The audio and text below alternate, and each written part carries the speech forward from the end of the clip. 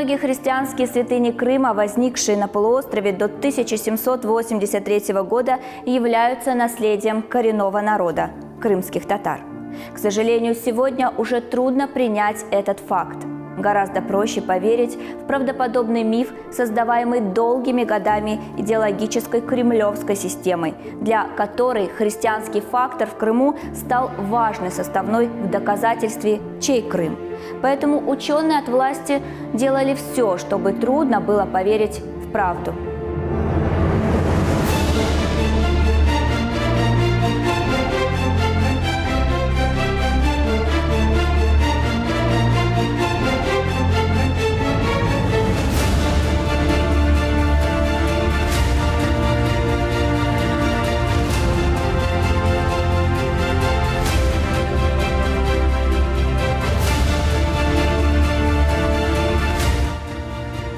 Творцы российской истории умышленно искажали артефакты.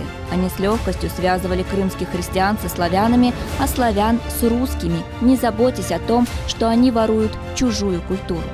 Все это делалось для того, чтобы доказать причастность русских к вожделенной крымской земле. Конечно же, это было совершенно не так.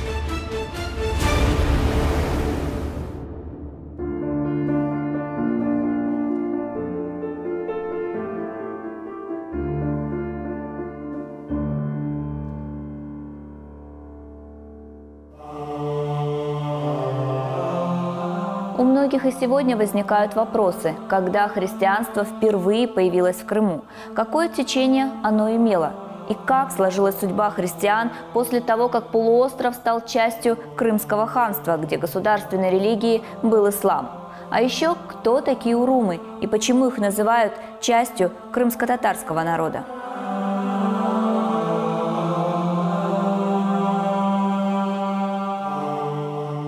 Принято считать, что первые христианские общины в Крыму появились в крупных центрах – в Херсонесе и на Боспоре в III веке нашей эры. Совпало это с периодом пребывания в Крыму римских легионеров.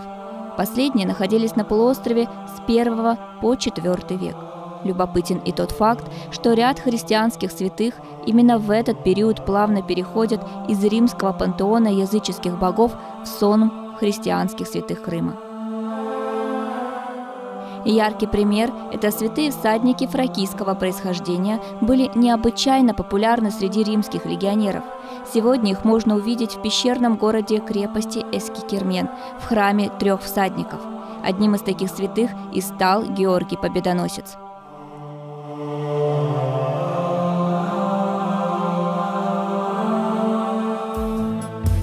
Но если в самой Римской империи еще некоторое время христианство подвергалось гонению, то в Крыму оно все больше приобретало сторонников. А связано это прежде всего с восточно-германскими племенами-готами, которые появились на полуострове в III веке.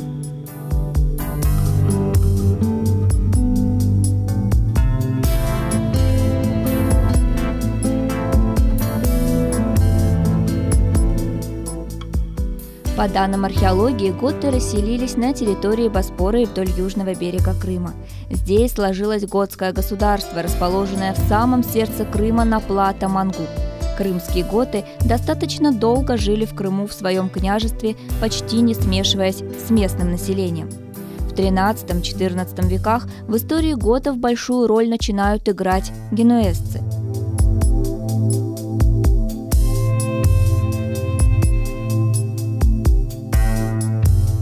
С 1266 года они основали свои фактории в городе Кафе.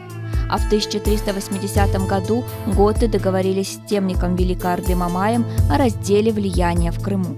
Готы получили весь южный берег Крыма вплоть до Фуны, современной Алушты, включая Каламиту, Херсонес и Чимбала. В 1475 году Готия с центром Мангуб пала под натиском турков-османов. Уже в бывших городах Готии проживало смешанное гото-аланское население. Основная масса готов-крестьян, в отличие от горожан к XV веку, не подверглась ни эллинизации, ни тюркизации. Она продолжала жить в глухих горных селениях, поддерживая минимальные связи с внешним миром, сохраняя свою древнюю культуру еще несколько столетий.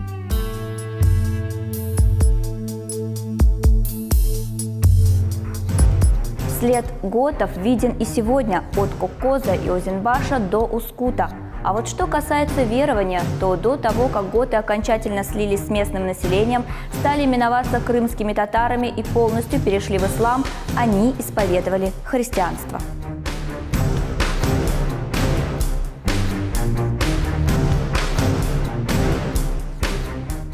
С IV века в среде крымских готов активно распространяется христианство, и связано оно с именем известного готского епископа Ульфилы. Это был просветитель, блестящий проповедник, создатель готического алфавита, переводчик на готский язык Священного Писания.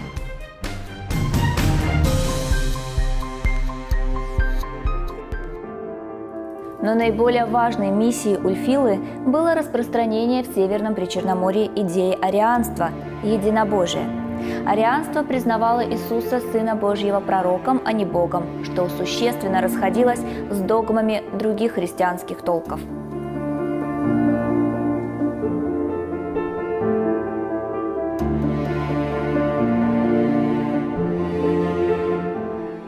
В исламе также Иисус под именем Исы известен именно как пророк. Готы оставались верны арианству, и именно по этой причине уже в VIII веке, когда византийское православное духовенство подверглось гонениям, одним из убежищ монахи и просто верующие, не желающие изменять своей вере, выбрали арианскую готию. Нужно отметить, что эти переселенцы были из числа образованного духовенства и, собственно, положительно повлияли на общую культуру княжества готов.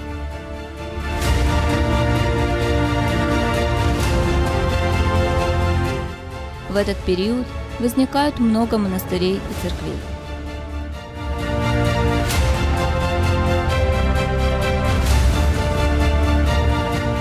Готская епархия вошла в состав Константинопольского патриархата. В хазарский период, в начале VIII века, появляются готские Сугдейская и Фульская епархии во главе с епископами.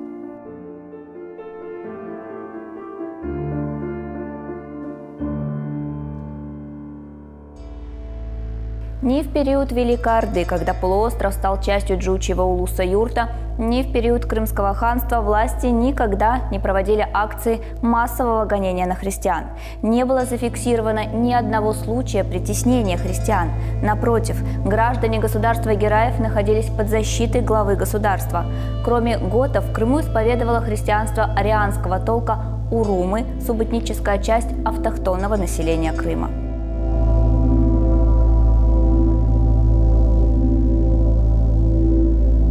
Кто же такие урумы, когда появились на Крымском полуострове и как, приняв участие в формировании этногенеза автохтонного населения крымских татар, не растворились, а сохранились на долгие века?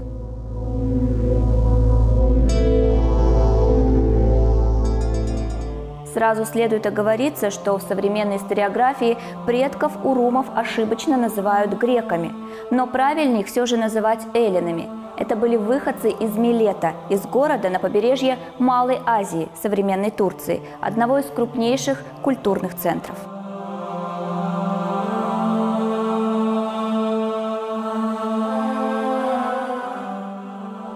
Сейчас уже трудно сказать, когда точно их суда пристали к крымскому побережью. Но согласно археологическим раскопкам, первые небольшие эллинские поселения рыбаков и торговцев возникли в Крыму не ранее VIII века до нашей эры. А уже к VII веку до нашей эры на месте тех самых маленьких поселений вырастают города с преобладающим эллинским населением. Известно, что в 600 году до нашей эры именно милетцами был основан город Феодосия.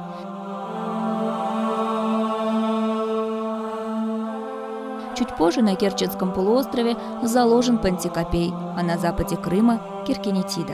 Главным образом в этих крупных для своего времени факториях занимались торговлей.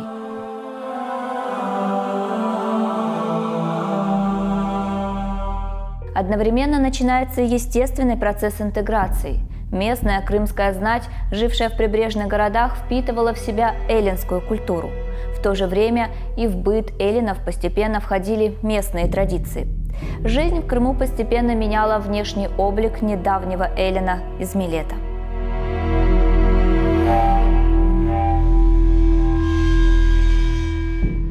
Эллинские города сыграли большую роль в культурной истории Северного Причерноморья.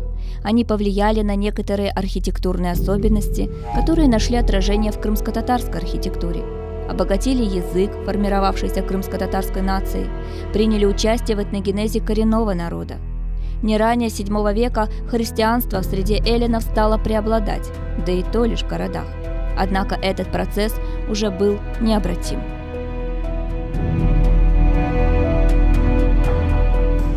Необратимы были и интеграционные процессы. Несмотря на то, что выходцы из Малой Азии продолжали жить своими общинами и исповедовали христианство, их язык и культура подверглась тюркскому влиянию. К XII веку они уже говорили только на кыпчакском тюркском языке и считали себя частью тюркского мира. Другими словами, они были тюрками, исповедовавшие христианство, а называли их урумами.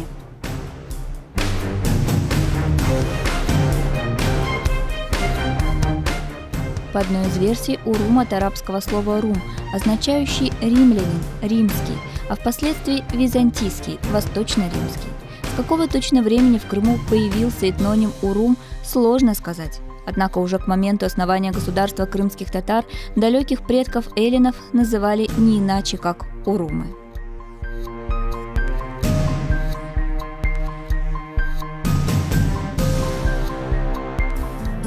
Родным языком урумов был крымско-татарский. Именно на этом языке в христианских храмах Крыма велась служба. Об этом свидетельствовали многие путешественники, посетившие ханство.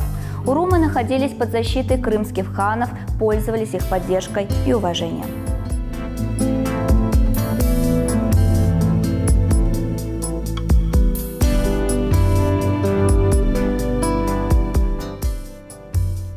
В Крымском ханстве урумы занимали свою нишу в торговле и ремесле, владели мастерскими, садами, виноградниками, в их руках находился морской транспорт.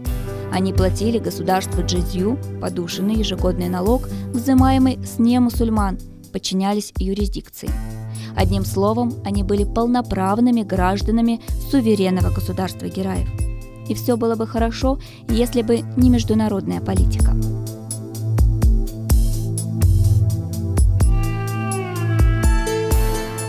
В XVIII веке Россия всерьез задумалась о выходе в Черное море. Но большой и существенной преградой было Крымское ханство. Путем долгих комбинаций зародилась мысль о его покорении. В Петербурге планомерно приступили к операции «Крым».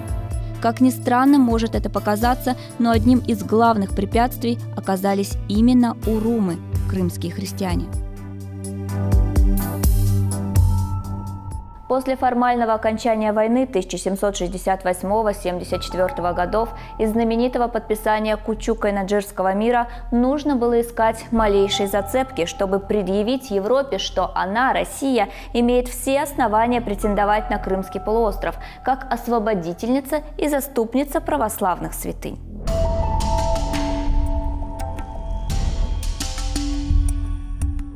То, что все православные святыни Крыма изначально были частью Константинопольской патриархии и к Московской патриархии никакого отношения не имели и иметь не могли, Россию не смущало. Политики Петербурга хорошо понимали, что если сейчас они начнут открыто претендовать на христианские реликвии потомков эллинов, то возникнет конфликт, а этого следовало по возможности избежать.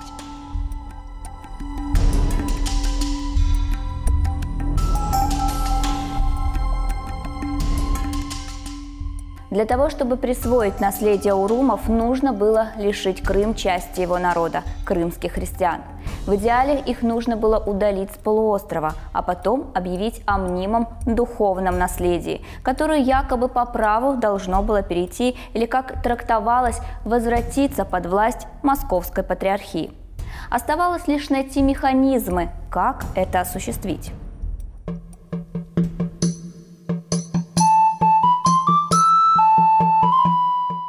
Решение вскоре нашлось. Одним из главных инициаторов этого преступления выступил генерал-фельдмаршал Петр Румянцев. Он предложил действовать через крымского православного архиепископа Игнатия Гозадини, к которому прислушивались крымские урумы. Это был не случайный человек. После смерти готского архиепископа Гедеона российская разведка провела успешную операцию, посадив на митрополичью кафедру прибывшего из Константинополя в 1771 году Игнатия. Последний имел прямые связи с Петербургом. Его брат Александр служил офицером в свите императрицы Екатерины.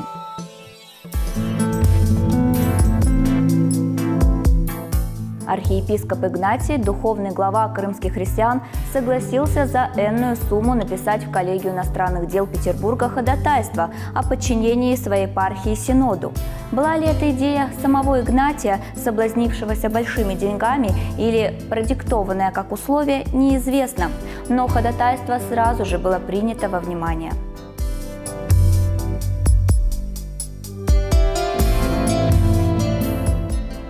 Это был первый шаг к решению переселить крымских христиан. К тому же он предполагал решить сразу две задачи – посягнуть на наследие урумов и в случае исхода 30 тысяч христиан подорвать экономику независимого крымского государства. Ведь последнее означало лишить государства ежегодных стабильных налоговых поступлений в казну, а это привело бы страну к неизбежному кризису, да еще в условиях военного времени. Конечно же, ходатайства одного Игнатия было мало, ведь крымские христиане даже и мысли не допускали покидать свою родину.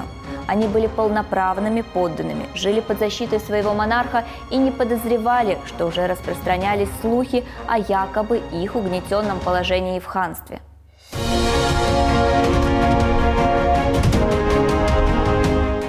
Ложные слухи подхватил генерал-фельдмаршал Румянцев.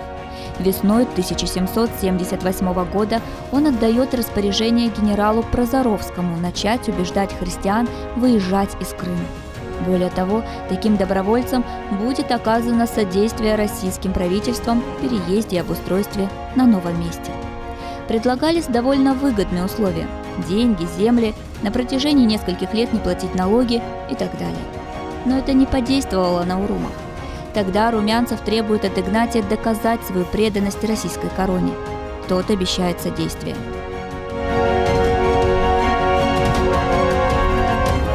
Во время праздника Пасхи Игнатий обращается к своей пастве, собравшейся в Успенском монастыре у Коркьера.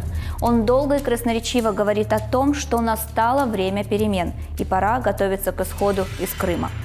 Можно себе представить реакцию людей. Они отказывались верить в то, что им говорил их проповедник, духовный предводитель. Реакция была предсказуема. Люди покинули храм в полной уверенности, что архиепископ преувеличивает ситуацию.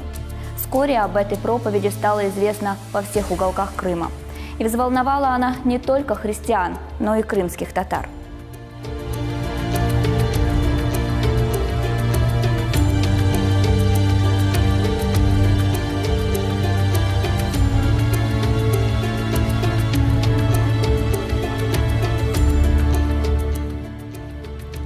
Интересный документ находим у историка Николая Дубровина.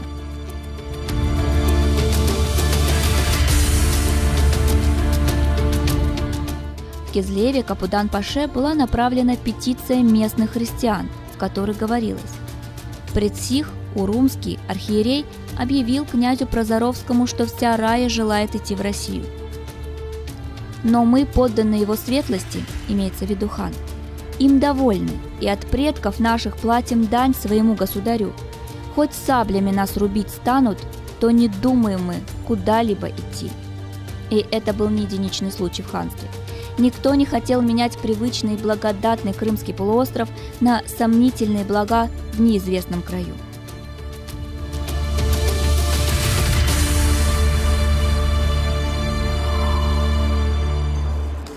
А что же в это время крымский хан Шагин-Герай? Конечно же, до него доходили слухи, но он не воспринимал их буквально. Ему ничего официально не сообщалось, он был спокоен за своих подданных. К тому же его тревожили иные заботы о государстве, и только в начале июля 1778 года к нему обратились кадии. Они поведали своему правителю, что от крымских христиан поступают жалобы.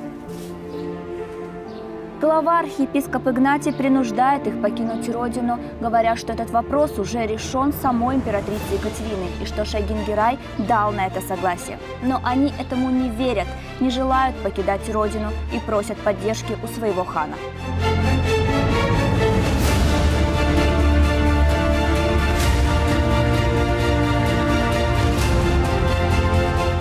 Конечно же, Шайгин-Герай недоумевал, отказываясь верить этим слухам, и велел найти и привести к нему автора этой выдумки.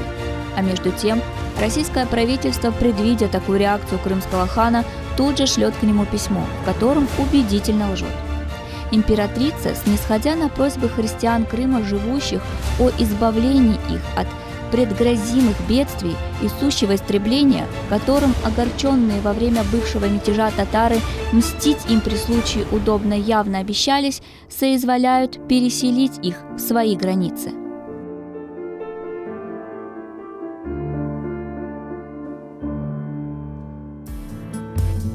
Христиане ни о чем императрицу не просили.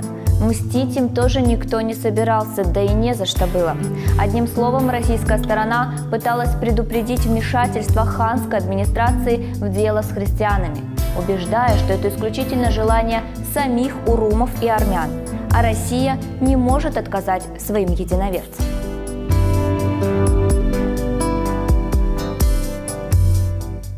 К тому же не было секретом, что уже многие богатые христиане во избежание непредвиденных обстоятельств стали постепенно распродавать свое имущество. Об этом донесли хану, сделав ударение, что, мол, его подданные сами готовятся к переезду.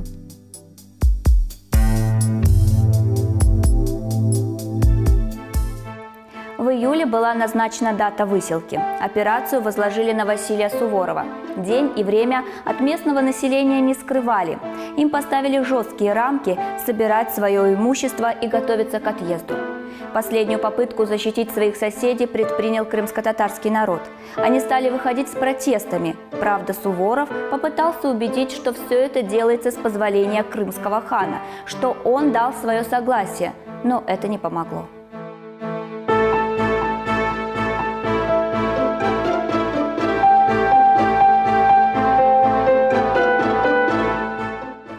Конечно же, остается открытым вопрос, почему Шайгин-Герай поддался на убеждения российской стороны и не провел своего расследования, не воспрепятствовал насильному выселению своих подданных. А тем временем выселка состоялась в конце июля 1778 года, и продолжал этому способствовать все тот же Игнатий, который прибегал даже к разжиганию межнациональной розни.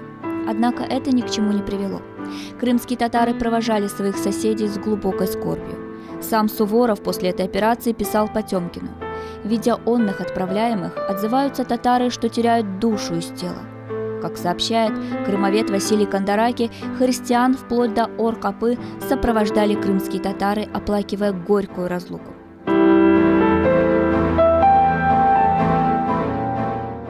По дороге из Крыма урумы устроили митрополиту такой скандал, что он бежал в карете Суворова под охраной российских штыков. Находясь в карете, Игнатий залепил уши воском, чтобы не слышать проклятий своей паствы, отмечал историк Тимошевский.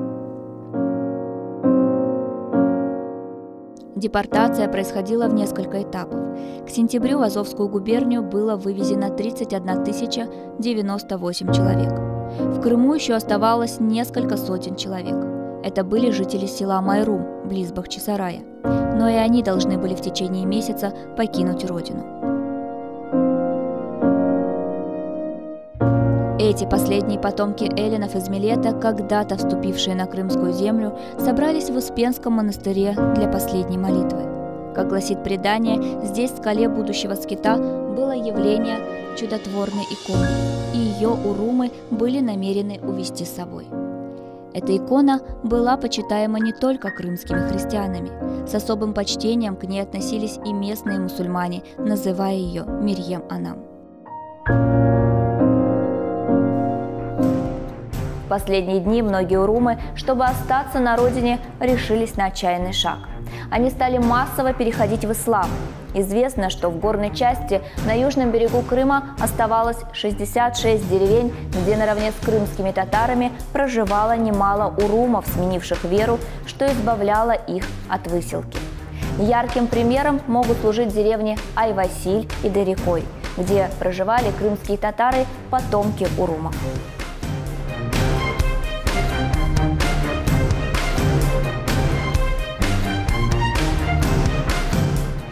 В камеральных описаниях Крыма 1784 года, опубликованных в 7-м томе, приводится список деревень, в которых вместе с крымскими татарами проживали урумы. Более того, из судейских книг ханского периода хорошо видно недавних урумов, перешедших в ислам.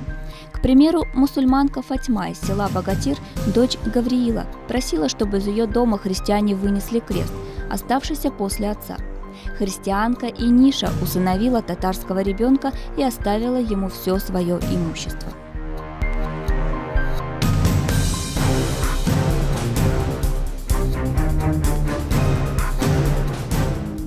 Конечно же, в Приазовье христиан никто не ждал. Им не предоставили и половины всех тех обещанных льгот, которыми заманивало российское правительство. Более того, есть прямое доказательство, что деньги, которые Петербург выделял на депортацию христиан, осели в карманах руководителя этой акции Александра Суворова.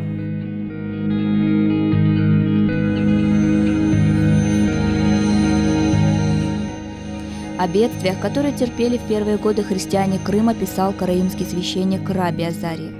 В июле отправился я в русскую землю, где случилось мне видеть в самом плачевном состоянии урумов и армян, переселенных из Крыма. Они стали биваком в поле, без крова и пристанища. Между тем, от непогод, перемены климата и нездоровой воды появилась между ними смертность, которая истребила 12 тысяч душ. Тогда послали они послов к императрице с прошением, чтобы позволила им возвратиться в Крым или переселить их в Ростов, близ Азовского моря. До возвращения их послов генерал основал для них город и принудил их переселиться туда. Те, которые не хотели поселяться здесь и не строили домов, жили в поле, в телегах.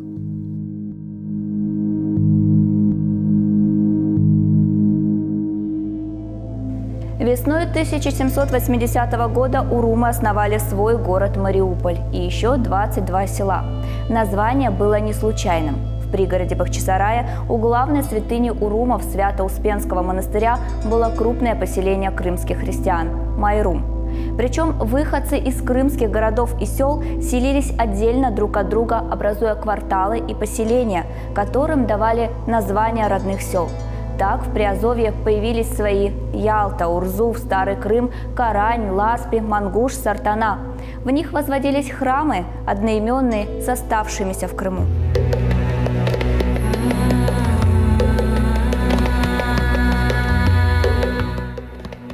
Не просто складывались отношения митрополита с переселенцами. Многие желали вернуться обратно. Доходило до открытого неповиновения, однако эти восстания усмирялись русскими военными. Урумам не разрешалось покидать их поселение. В результате народ отрекся от своего духовного предводителя. Перепуганный Игнатий бежал от гнева своей паствы и вскоре умер. Со смертью митрополита Игнатия была поставлена жирная точка на церковной автономии крымских христиан. Все их церкви были переданы во владение Святейшего Синода в Петербурге.